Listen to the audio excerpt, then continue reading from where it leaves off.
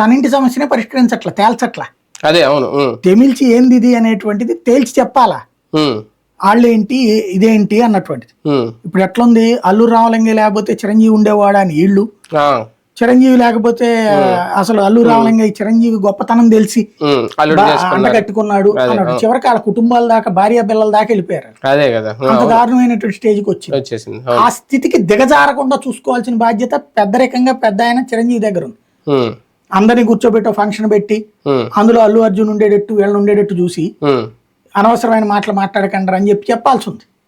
ఆయన చెప్పకపోతే ఇప్పుడు ఎట్లయిపోయిందంటే, ఒకటి ఆ రోజున అల్లు అర్జున్ మాటలు, ఆ తర్వాత మొన్న శిల్ప రవిని కలవటము, ఈ రెండిటికంటే మధ్యలో ఏమైపోతున్నదంటే ఇతను అసలు ప్రతిసారి వీళ్ళకి ఎట్లా ఉండాలంటే, ప్రతి సినిమాలో ఇప్పుడు రామ్ చరణ్ మాట్లాడినా, సాయి ధరమ్ తేజ్ మాట్లాడినా, ఏవో ఇప్పుడు చోటా మోటా హీరోలు మాట్లాడినా, హీరోయిన్లు మాట్లాడినా, యాక్టర్లు మాట్లాడినా, కమెడీలు ప్రతిసారి ఒకసారి పవన్ కళ్యాణ్ స్మరించుకోవాలి, ఇట్లా అనాల అంటే వాళ్ళందరూ మంచోళ్ళు.